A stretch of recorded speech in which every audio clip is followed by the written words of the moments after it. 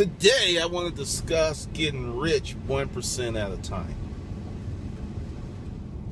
One of the most disheartening emails that I ever get is, "Hey Glendon, been watching your channel a long time, just got laid off.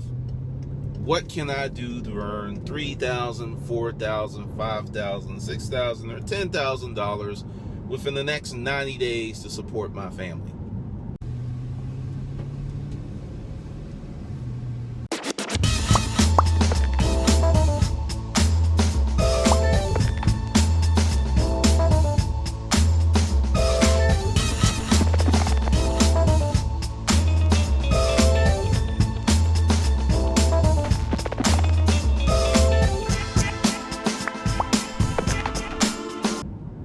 I see the email and my heart goes out to the person for two reasons. One, they lost their job, they're in the world of hurt. And number two, they're delusional as fuck. One of the things about being successful and having the life you want is it starts with the decision that you made 5 years ago. And this is something that people continue to try to escape. They continue to try to get around. Typically, if your life is really good today, it's because of decisions you made yesterday or last week or the year before. Because I want you to think about this. Your life doesn't get incrementally better or incrementally worse on the issues of one day unless you're in a wreck or something, which is atypical. Most of us do not get in automobile wrecks. Most of us don't die, because of some orange scurvy disease that's going to eat your inner soul out. That just doesn't happen. For the most part, you get up, you go to bed, and each day is pretty unremarkable compared and contrast against the next day or the previous day. So essentially, one bad day doesn't fuck up your life. One good day doesn't make your overall life better. To be really successful, if you do whatever you do 1 freaking % better each day or each week or each month, and you don't backslide terribly, your life will get better. If you incrementally do fucked up shit on a daily basis or a weekly basis or a monthly basis, your life will be incrementally fucked up.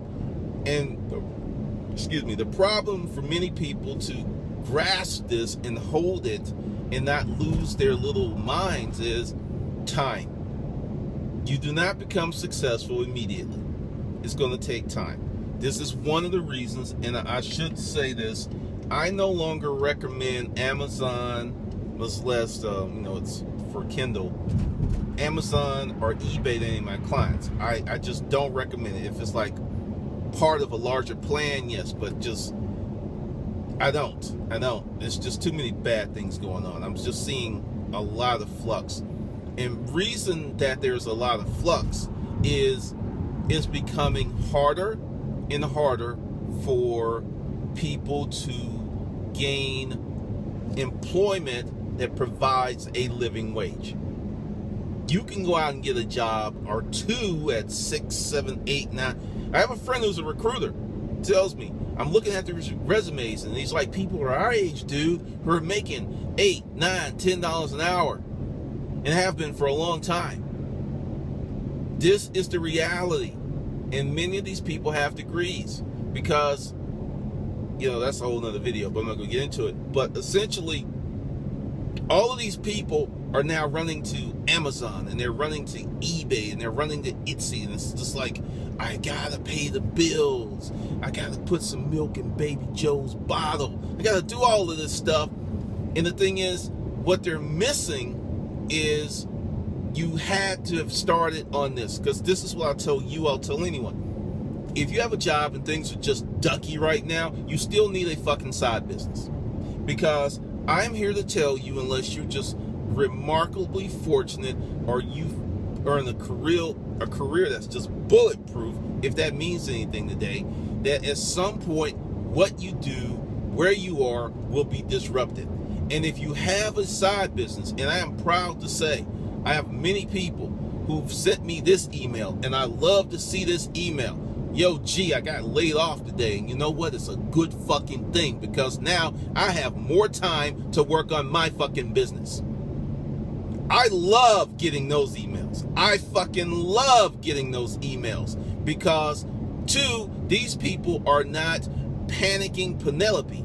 Like, oh, the sky is falling, and they're wetting all over the floor because they don't know what the fuck they're going to do, because they have a plan. One guy, Morris, got laid off, and it took him 3 years, but he got his resale business up to 6 figures. Okay? He wasn't making 6 figures on the fucking job. I love that story too. Another dude, he got laid off. He had been hustling for 6 months. His wife was in his ass. Was in his fucking ass. And it's like, why are you listening to that guy on YouTube?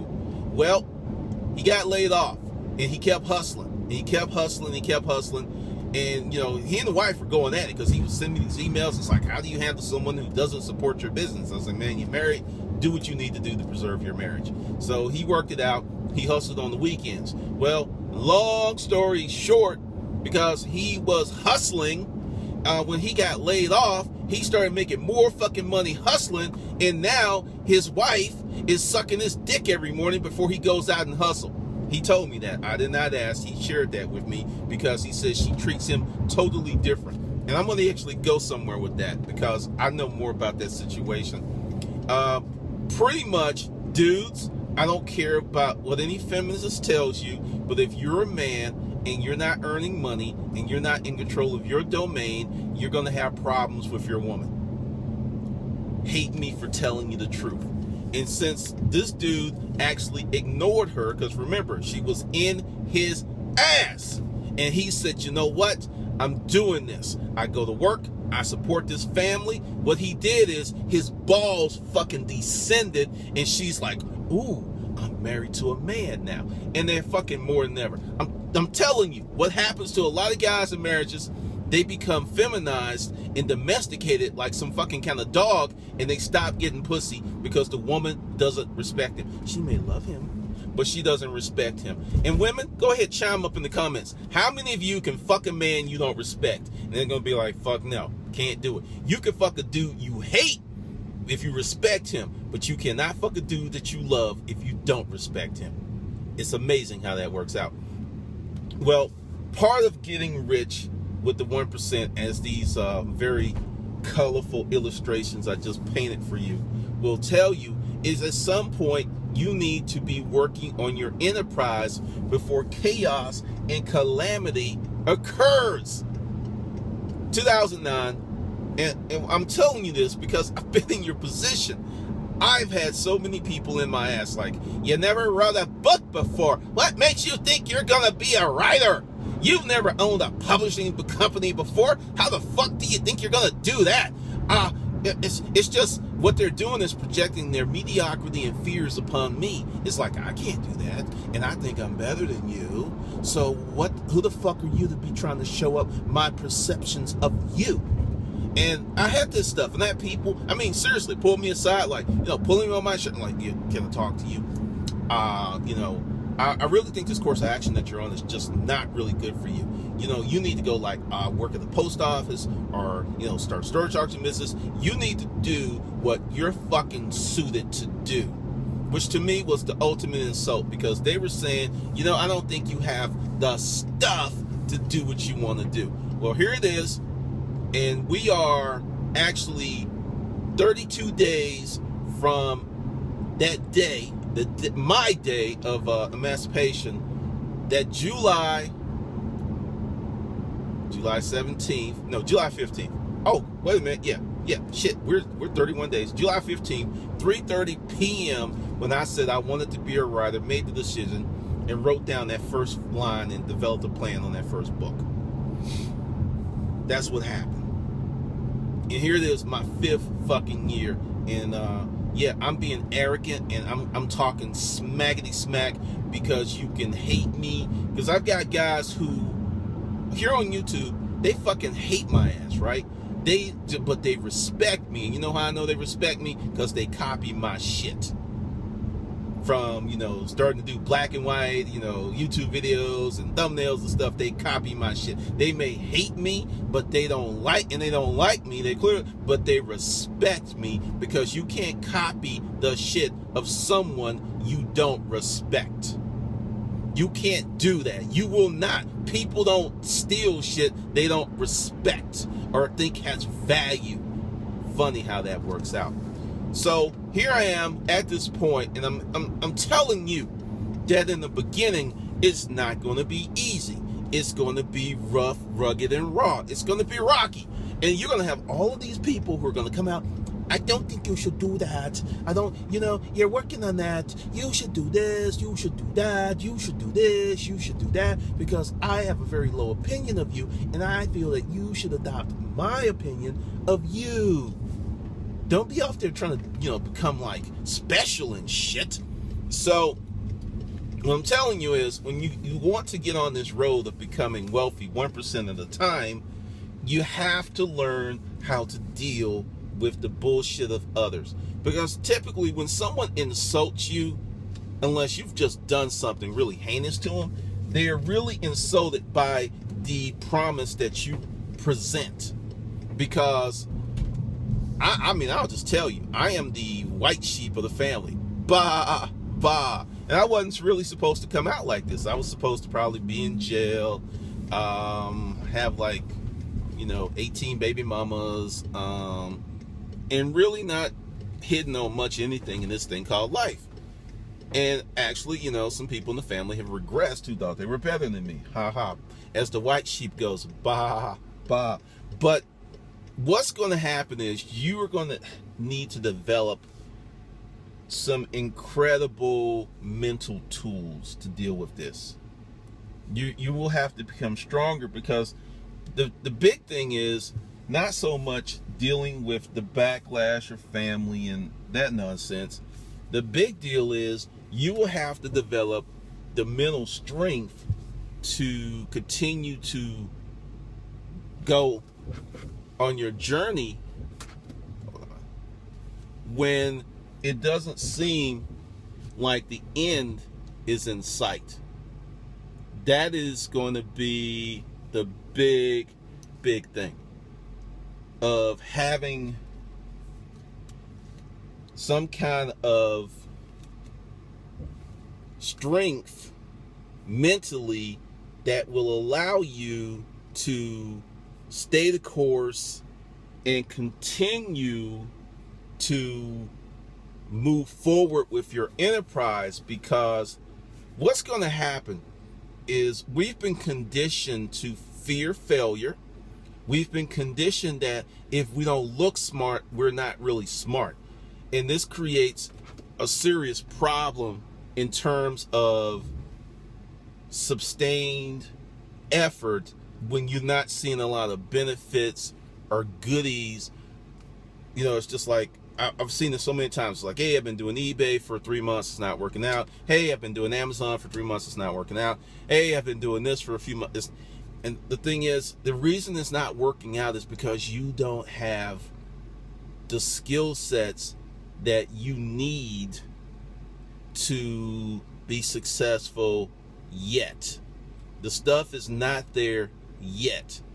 As you move forward and build yourself and become wealthy 1% of the time, and I'll really break that down. As you marginally improve and don't backslide. Give you a classic example. I'm in the gym lifting weights that I didn't lift in high school or college. I am setting lifelong personal records because I'm following an incremental system that recognizes that you are not going to make huge gains overnight. It's a system of, I get better incrementally every week. Every week, I get a little bit better. And there are other weeks where I don't even try to get better in terms of lifting weights. Because if you don't know, strength is a function of your nervous system. Strength is a function of highly efficient nervous system. That's why someone who weighs maybe 150 pounds can bench 400 pounds, deadlift five, because their nervous system, and they do have muscle, but they've made themselves neurologically more efficient than a person who isn't training. So part of the training is not really to lift weight, but to make the nervous system more efficient, to build that groove. Well, when you do that and you don't backslide and you just get a little better every week, as that clock turns and Monday turns to next Sunday, then 2009 turns to 2014, all of a sudden, if you don't stop, if you continue to get better a little bit each day or each week or each month, you will have this, you'll look back and you'll see all of this accomplishment and improvement. But many people are looking for substantive change like that. There's like, bam, I did some, like the guy on the treadmill in the commercial. He runs on the treadmill, he gets on the scale, then he runs on the treadmill for 30 seconds or run around the gym, comes back and gets on the scale, and it's like, where are my results? That's what many of you are doing, and it's totally killing your future success because you want it now, like those J.G. Wentworth commercials. This is my money, I want it now. It's my success, I want it now. And you're not giving yourself a chance to truly be successful because you don't know how to be thankful for marginal success. Say you did 98.6% on Monday, then next Monday you did 98.9%, which is point something percentage point. Many people are like, that's just not enough.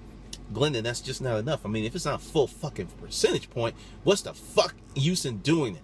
And that's where you go wrong. Because if you go from that 98.6 to that 98.9, then you go from that 98.9 to 100%, then you reset and you start over and over again. Once you get to a certain point in the road and you look back, you'll see that you were doing 100 pounds, but because you kept getting incrementally better, now you're doing 250. I went from, in the last 18 months, and there was a period where I took some time off because of family stuff, but I went from deadlifting like 2-something to I'm at 600. I'm in the 600 range. I'm 47 years old. I'm getting stronger. I'm getting bigger, and it's an incremental process. And another thing that happens with getting successful, getting wealthy 1% at a time, is you don't damage yourself. I got damaged. I had a pinched nerve, but it wasn't because of something I did in the gym. Actually, I slept funny one night and got that kink. But I haven't had the injury problem that used to happen early on. Like I get in the gym, just kill it, just kill it, just kill it. Next thing you know, something snapped up. It's the twin, Hodge twin, snapped some shit up. I'm not going because I have a plan, and I have structure, and there's a focus, and there's a goal. So I'm comfortable with, because here it is, June. If I get to, I know I'm going to get past 612 pounds before December. I already know that. But if I got to like 620, 630 from now to December, which is only a 30-pound increase because I'm in the growth range, I'm going to be thrilled. Because, next year, say, it takes me all the way next December to get to 640. I'll be thrilled. Because essentially I am moving forward. And I've studied this thing, and I've looked at guys who lifted weights and worked out and had a level of fitness their whole life. They're not the average 60-year-old or the average 70-year-old or the average 80-year-old. There's a cat I saw, 80 fucking years old, deadlifting 400 pounds. Guess what? Dude ain't walking with a cane. Matter of fact, dude may be still fucking. I want to be that dude. I want to be that dude. And it's pretty much, if I look at the bigger picture versus the myopic picture of, I gotta be successful right now because I gotta get these bills paid. If I keep looking at that, yeah, I'm gonna be like you. But if I start looking at, okay, it took me 3 months to write my first book, and then I've got this process, and let's just fast forward to 5 years from now, which will be my 10th year as a writer. If I become 1% better incrementally, whether that's per day, which is amazing, if I do it every week, which is still awesome, 5 years from now, my shit will be so tight. It would be so tight, the things that I would be able to do. And understand, there's a vector coming on, because, you know, I talk about this big thing, and people are, you know, for writers, it's essentially, this is the big thing. There's already an app, but there's going to be a better app where whatever you're going to go to Kindle, download your book, right? If you could be an Italian, you could be French, and there's going to be this app that's going to translate everything perfectly. So that's going to open up the world to all types of new possibilities. And if you're a writer, content creator, whatever, this is going to benefit you in ways that's just going to be staggering, because you can write a book and then say, you know, I want you to think about this. You write a book, right? And 1 billion people buy your book, and you get $1 from that book. I'm just sitting here so you can let that, just to let you, that's coming.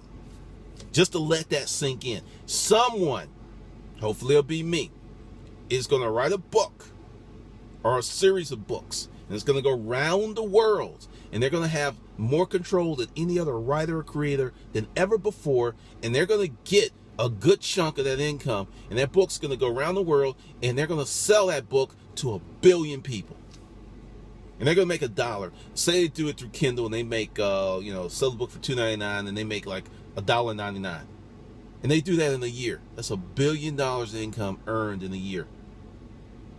I mean, I want you to understand how significant that is, and that's coming. That's coming, because everyone's like, oh, Glendon, you know, when you keep saying you're going to make more money in the writer than in the storage auction business, I looked into the future. The storage auction business taught me patience.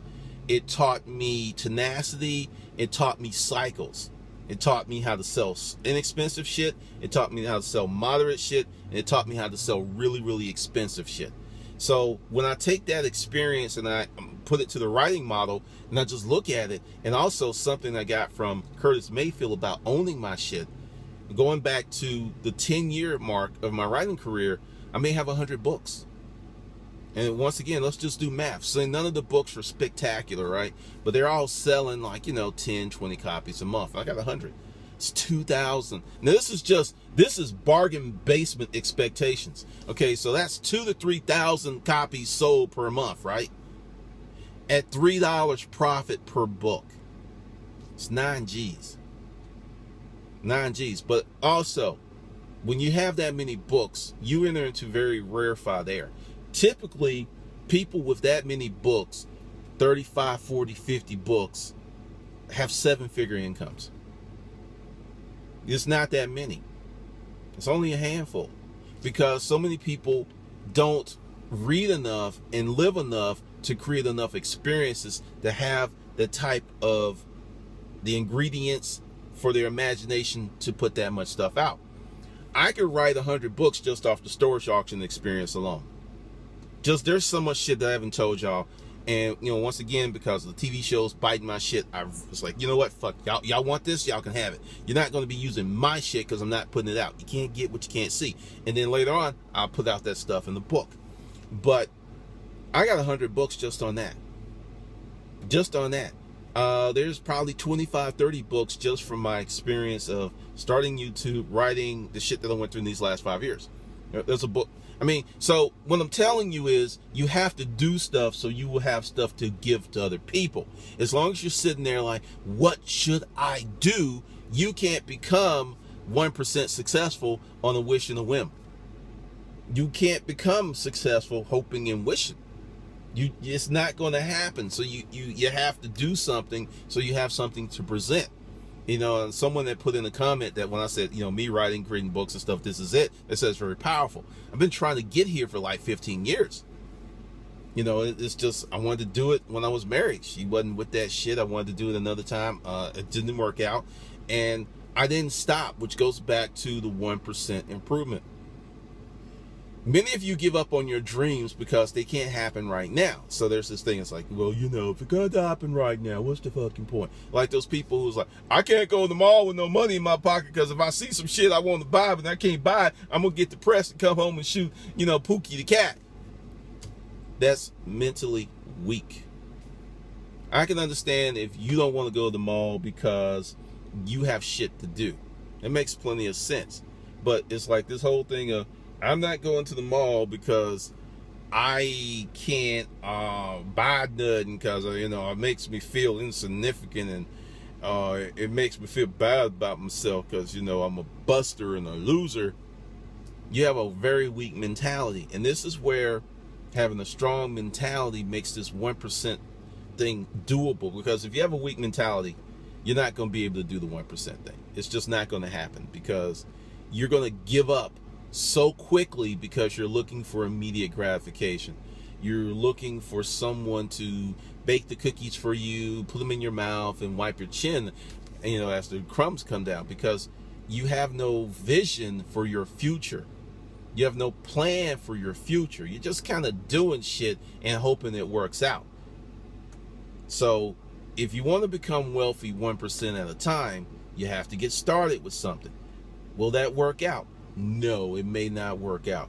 But what you get from doing that something is an experience that you can apply into something else.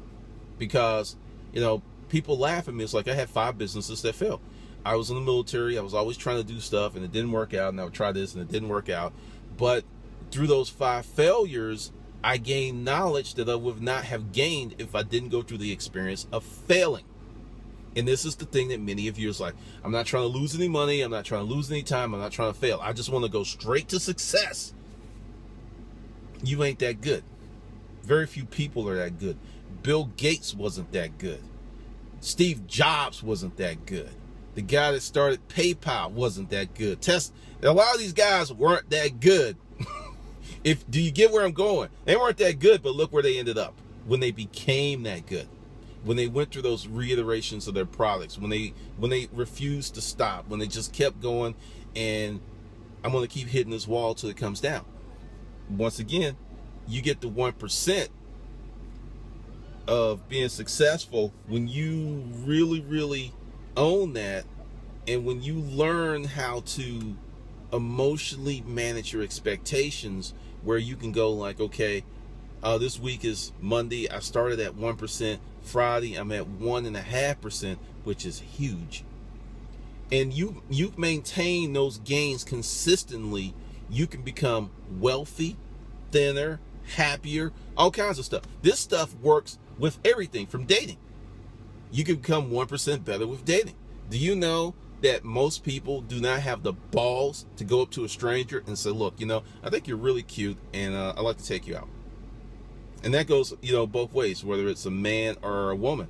Most people don't have that kind of courage because they may fail, or they may look stupid, or all these bad outcomes that they have in their head, that they will not do these type of things. When if you can do that, you don't need Match.com, or you don't need whatever, Plenty of Fish. What's the new thing?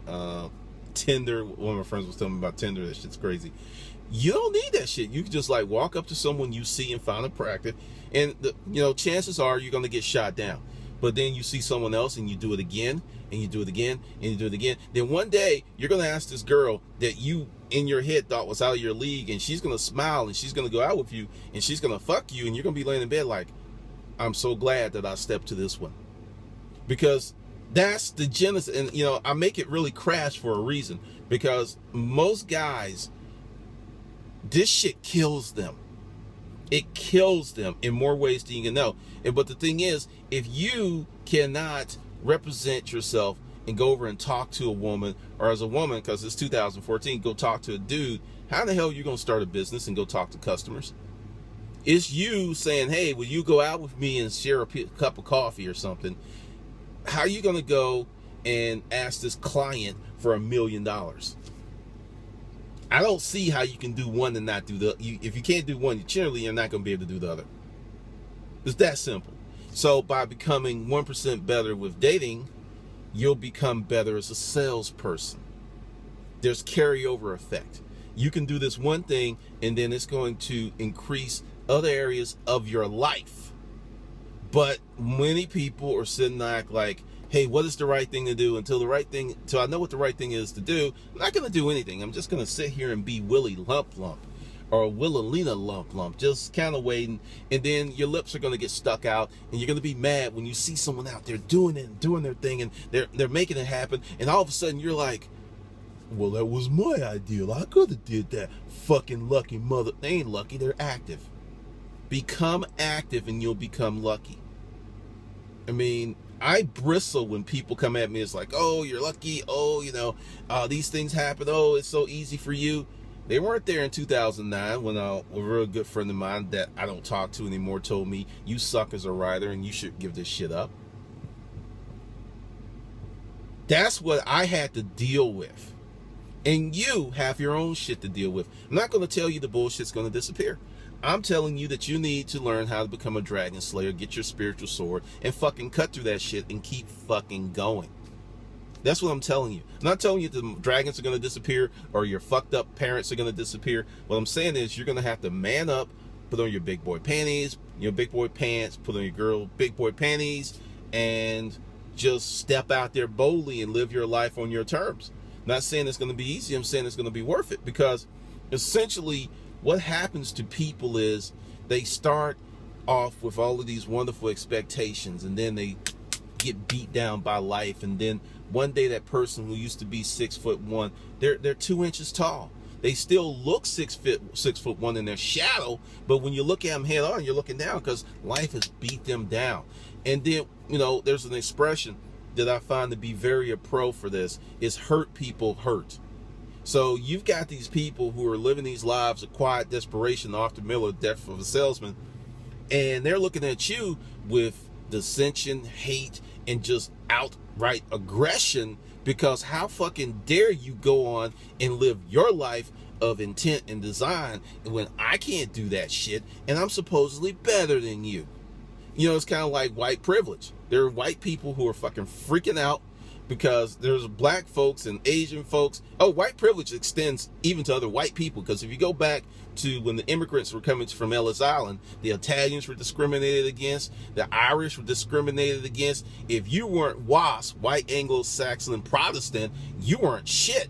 So a lot of people don't know that, and that's why when I listen to all of this rhetoric about race and stuff, if people really knew how discriminatory that so many groups of people went through. That's why you go to Boston. That's why all the Irish guys or stuff are cops or firemen, because that's the only shit they were allowed to do. And now it's a source of pride. But if they go back, it was like, well, the reason your grandpa, Leanin' Popo was a fireman was because, the white Anglo Protestants said, fuck you, and that's all we're going to let you do. We're going to let you run into our burning houses and save kids and shit, because we ain't letting you do anything else. And when you really look at that someone who of Irish descent or German, all these folks were discriminated. There was a huge backlash when people were coming through Ellis Island. It's like, folks like, send those motherfuckers back. We don't want them here. And they were white. Yes, there were white people who were suffering from the pillages of white privilege. So when you understand that, it's really about class, and it's about access and wealth. That's what it all boils down to, even going from the slave trade. That's what it all boils down to. But you have these people who are losing their minds because they've built what I call positional self-esteem. You are good because you're better than this person. And someone told them that. And as this thing comes more global and people are just like, oh shit, that's not true. There are some people, like in the old Dave Chappelle clip where the guy who was the white supremacist, but he was black, and when he took off his robe, the guy's head blew up. There's a lot of white people, their heads are blowing up. It's like, whoa, wait, what do you mean? Wait. You mean to tell me for the last 65 years, I thought I was better than niggers, and you mean that my daughters and their grandkids are fucking niggers because they're better than what they can get there?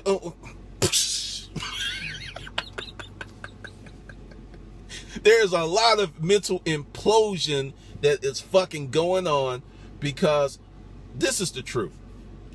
Anyone can become better than they are. And when you incrementally improve and you get wealthy 1% of the time, you're going to separate and divide yourself from the masses. You will go from a period of being hated to a period where people will look at you with adulation because you've escaped the bullshit. I've got a video on this channel, like, yes, I'm with the black guy. And it's actually about that shit because this racist white woman thought that her niece dating a black guy was better than her niece being a lesbian. There's all kinds of discrimination that's going on. But the thing is, if you go back 50 years ago, she would have never even thought that shit. She'd been like, well, you know, this is the lesser of two evils. It's fucked up either way you think about it. It's totally fucked up. But the fact that this is happening means something. I fight with some of my friends about this all the time. In history, we move forward as a people. And when I say a people, humans. We move forward. Things change. And there's a lot of people who's like, you know, more things changed. No, things changed massively. Massively. And to really just know what you're dealing with, there's this potential for you to start today and to become this person of worth in 5 years or 10 years from now, if you get started and you become 1% wealthy, 1% better as often as you can, and you don't stop. Going back to lifting weights, I've got these things that are called fractional weights. It's a 1 pound, it's 3/4 of a pound, it's half a pound, and it's 1/4 of a pound. You're doing 600, right? You may not be able to do 610, but you can do 600 and half a pound. You slap that shit on. Then next week you can do 6 3/4, and you can do 601. And over a period of a year, because I got the fractional weights for when I stall. Over a period of a year, if you continue to do that, all right, people are doing crazy shit out here. For a period of a year, if you continue to do that, every week you're moving up a pound. How many weeks are in a year? It's 52. That's 52 pounds. If you can maintain that for 3 or 4 years, that's 150, 3 years, that's 50 pounds a year. That's 100 pounds in 2 years. That's 200 pounds in 4 years. You will be incredibly strong and you won't injure yourself. But it's having the mental strength to continue to push forward and get wealthy, better, happier 1% at a time. That's what, because it's going to be the time thing. And that's why I tell everyone, get started. Because another thing that just pisses me the fuck off is people are waiting for someone to give them fucking permission to get started. It's like, well, no, you just need to get started, motherfucker. You just need to get started. I didn't wait for anyone to tell me, I've had 1, 2, 3, 4, 5. I had 6 people tell me, writing was my thing. I've had people tell me telling stories wasn't my thing. I had people like, hey, putting groups, that ain't your thing. I've had many people tell me that I couldn't do the shit that's currently putting money in my pocket. What you think about that? You can't do that. And this is something else, and this is where I'm just going to rub some stuff in people's nose. I have a lot of writer friends who are better in terms of lacing those words, because it's an art and it's a craft of being a writer, which means I got a long way to go. I realized that. It's like every day I got to get better. 1% getting wealthy, remember?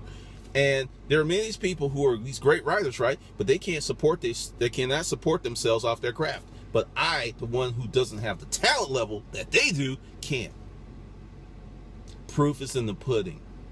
There's what you say you can do, and there's what you're doing. I love doing that because I'm having fun. Because this is a great journey. But if you want to become wealthy, happy, better, whatever, 1% of the time, and just chart it out that I'm going to continue to do with these things that are going to make me better a little bit at a time for a long period of time. This is how I did it when I was a bum. I was making bad decisions, and I landed myself in a bad situation due to making some bad decisions. When I got to the point of taking ownership, and I actually had this conversation with myself. It's like, you got to stop fucking up. I had this conversation with myself. I wasn't in front of the mirror. And it's like, you got to start making better decisions. So it was about an 18-month period where I started making better decisions on a consistent basis, and things just kind of really turned around. They really turned around because, like I said, your life didn't go to shit just yesterday. Your life went to shit over some decisions that you made months, weeks, or years ago. Your life didn't get magnificent just yesterday. Your life became magnificent over decisions and stuff that you made weeks, months, years ago. I stayed this course of being a writer when everyone's like, don't do it. No, Glendon. No, you can't do it. No, you should do something safer because that's too risky for you. You know, you're older, you're long in the tooth. No. And this is why when I tell you these things and I drop these principles and I sell you these courses and I teach you these things, this is the shit I use to be successful. This is the shit that I can in the middle of the gym and in the middle of the day working out when you're at work. This is the shit you do like when I'm like on vacation doing videos and shit for an hour, then goofing off the rest of the day, getting, you know, slickered, not drunk, but slithered while you're at work. These are the principles that set me free and keep me free, because many of you are going to be forced into this lifestyle because technology is going to displace you in your job. So the sooner that you embrace this stuff and get on board, the better off you're going to be. This isn't me being mean. This is just dropping some truths, because I look back at my period of fucked upness, and I'm very grateful because I went through it at a time that I can recover. You 50 years old, you can still recover. You 60, it wouldn't be that you can't recover, but mentally, I've noticed this with a lot of older people who don't continue to embrace new things. They get stuck. It's like they just can't move forward. They can't embrace new concepts. They're just head blows up when a new concept is introduced to the gray matter. It's like, I can't deal with this. It's just it's like their mind is set in concrete. And I'm telling you, don't let your mind set like that. Keep it flexible and malleable and embrace new concepts and new ideas. Don't let it come into concrete where, you know, it's just going to blow up on your ass. Because we are in one of the greatest informational, cultural, international, global shifts in the history of man. And you can be either roadkill, ran over by it, or you could be riding that shit, you know, putting your shoulders, riding that shit like, yeah, riding that shit into your future, because it's happening. You know, all these people who call up on race, whatever that means, you're just stupid. Because in the future, shit's not going to matter. It's going to matter your class. Classism is never going away. It's never going away. Racism, you know, many people confuse classism with sometimes racism, because I noticed that rich black people, rich Asian people, rich Jewish people, rich white people don't like fucking hanging out with poor people, period. Don't like that shit and don't do it. Don't want their kids marrying them. Don't want their kids hanging out with them. That's never going away. It's never going away. So you got a choice. And, you know, it's just like we're all created equal. We're all valuable. No, the fuck we're not. There are people who are a waste of organic tissue. They're walking around doing bad shit, fucking people, robbing people, killing people, and they're not contributing to the rest of mankind. They are pretty much like a parasite on mankind. And if you're going to say that that person is as good as a nun who goes out and gives water to the thirsty children, or a doctor who's saving lives, or a police officer or a fireman who's putting their life on the line to save innocent people, and you want to compare and say that person is worth just as much as those people, you're fucking stupid and out of your mind. One of the things growing up that I was told, don't be worthless. Don't be a no account. Don't be a layabout. Don't be someone who doesn't offer anything to the world. So there are other people who are better than some people. Yes, it's true. And then the sooner you embrace that fact, then you can realize where you are on the food chain. If you're on that, we're all created the same. No, we're not all created the same. We're not. We're not. You got to let that pipe dream go, because I think actually the upper echelon puts that shit out so the mediocre people don't kill them. I think that's one of the reasons they keep that shit going, because when you realize that you are really fucked up and you've done nothing to change your fucked upness, you might actually become suicidal or homicidal, because many of your lifelong core values will be immediately disrupted. And I went through that, like I said, early on in life, and my brain was malleable so I could accept the information and not lose my freaking mind. And that's where many of you are, because I'm telling you, Google, I put this video up, Google's like hiring people who can do shit. It's going to get to a point where what you can do is more important than anything. It's just the whole hiring process is going to change. It's like they're going to come in and they're going to have you do the job they want you to do, and that's going to be your interview, which makes a lot of sense. Should be doing that shit now. Have you do the job, see if you can fucking do it. Turn it into a contest. Hire 20 motherfuckers for a week, and the best motherfucker wins. It's like, okay, guarantee you, you will weed out all the people who can't do the job. You will save yourself a ton of effort dealing with bullshit.